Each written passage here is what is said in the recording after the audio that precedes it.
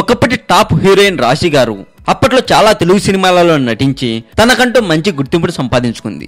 అయితే పవన్ కళ్యాణ్ గారితో గోకులంలో సీత సినిమా చేసిన రాశి గారు ఇంకా ఆ సినిమాతో అందరి దృష్టిలోనూ పడ్డారని చెప్పొచ్చు.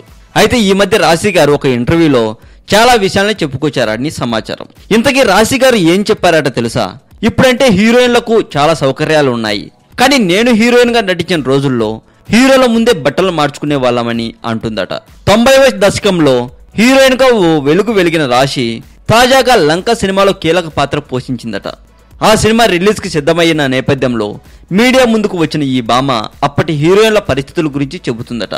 ఇప్పుడున్న హీరోయిన్లకు బోల్డ్ సౌకర్యాలు ఉన్నాయి, కార్ వ్యాన్లు కూడా ఉన్నాయి, కానీ మాకు మాత్రం ఇటువంటి సౌకర్యాలు లేవని, మేమైతే హీరోల ముందే బట్టలు మార్చుకోవాల్సి వచ్చేదని, వీళ్ళలాగా ప్రత్యేక వసతులు ఏమీ లేవని అంటుందట. అన్నట్లు ఈ లంక సినిమాకు దర్శకుడు ఎవరో తెలుసా? రాశి భర్తే అని సమాచారం. మరి మరింత టాలీవుడ్ సమాచారం కోసం సబ్స్క్రైబ్ చేయండి టాలీవుడ్ సెంటర్.